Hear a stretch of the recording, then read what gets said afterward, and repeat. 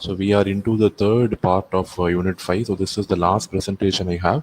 So in this we'll detail about the different types of power amplifiers what we have going to study in Unit 5. So normal amplifiers, they are going to amplify voltage or current.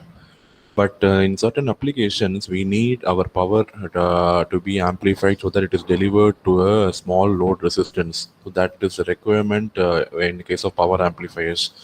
Okay, generally, in transistor, the collector current will be in the order of milliamperes, and the voltage across the collector emitter junction will be in the order of few volts only. So if you multiply V into I, the power output of a conventional transistor comes to only milliwatts. So this milliwatts power will not drive all the loads. So certain loads require very high power, certain loads require low power. So what the conventional transistors deliver power, that power is going to be very, very less. So that is not sufficient for driving all types of loads. So for that, if you want to provide a huge amount of power for driving a particular amount of load, I cannot use conventional transistors, so I have to use what is called as power amplifiers. So I cannot use conventional amplifiers in that case because the power output is very, very less, and I have to go for a special type of amplifiers called power amplifiers. One other alternative what you can do is you can cascade number of stages. So you know that when you are going to cascade a number of amplifier stages, the gain will be multiplied, so the power output also it's getting multiplied. But one drawback in that is you have to replicate the circuit n number of times, so which will increase your cost. So generally, power amplifiers, we try to design them using a single stage transistor, so that it will deliver the required amount of power to your load. So the power can be in the form of a large current which is delivered to a small load resistance, example loudspeaker. So the loudspeaker is going to convert electrical signal into acoustic signal, which you can hear it, right? But the loudspeaker will have a very, very small resistance in the order of 8 ohms. The resistance of loudspeaker is 8 ohms. So in order to drive that loudspeaker, you need to supply enormous amount of current for the audio to be heard very clearly. Or it can be in the form of large voltage which is delivered to a large resistance. So okay, so the switch, for example, in switching power supply, the resistance is very large, so you need to supply a very large voltage so that the power requirements are met. See, the ultimate require, P is equal to I square into R. So either you have to maximize the I or you have to maximize the V.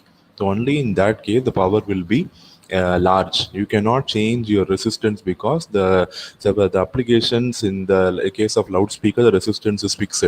In case of power supply, the resistance is fixed. So I don't have any flexibility to change the resistance, but I have only option to change the value of voltage or current which is coming out of my transistor.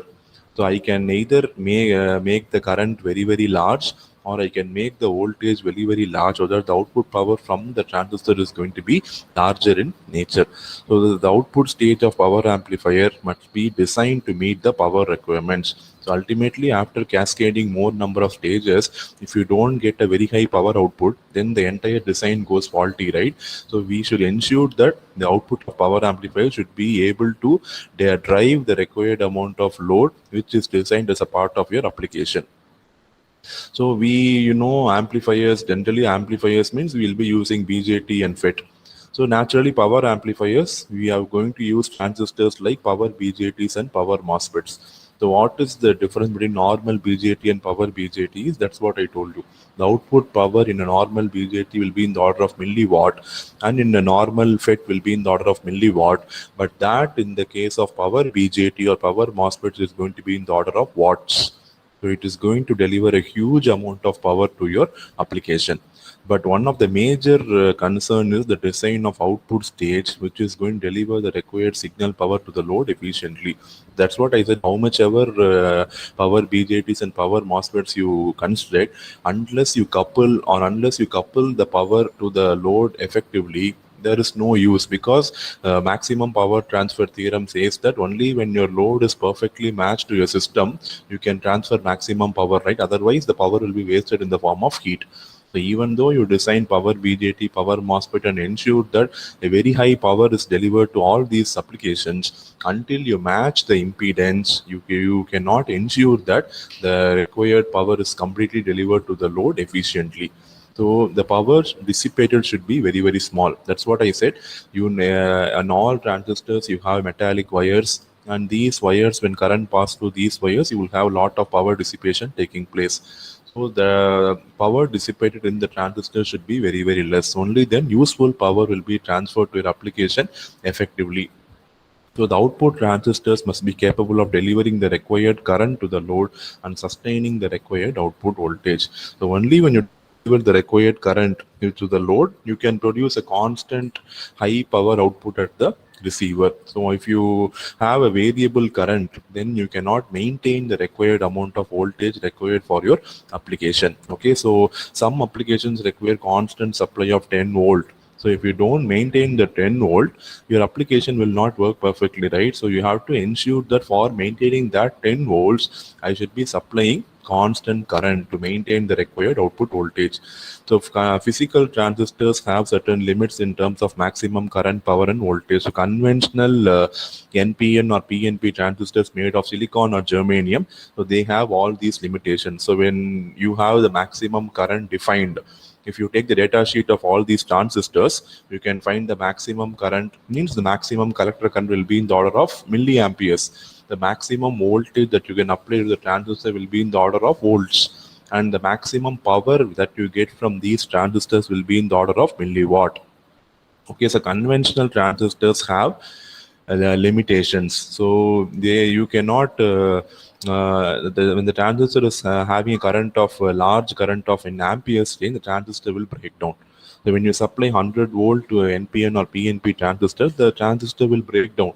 So when the output power from transistor is very high, which is possible only when the current is very high, right? So transistors will break down.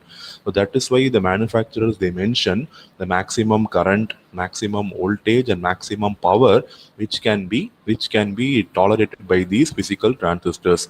But these power amplifiers will not have these restrictions. So they are designed to handle maximum current, maximum voltage and maximum power. So these limitations are not considered for normal transistors because it is assumed that the transistors can handle these currents very well. So for normal transistors, you know that the collector current cannot go beyond milliamperes. The voltage cannot go beyond 10 volt. The power delivered cannot go beyond the range of milliwatt. But when you go for power transistors, these parameters will change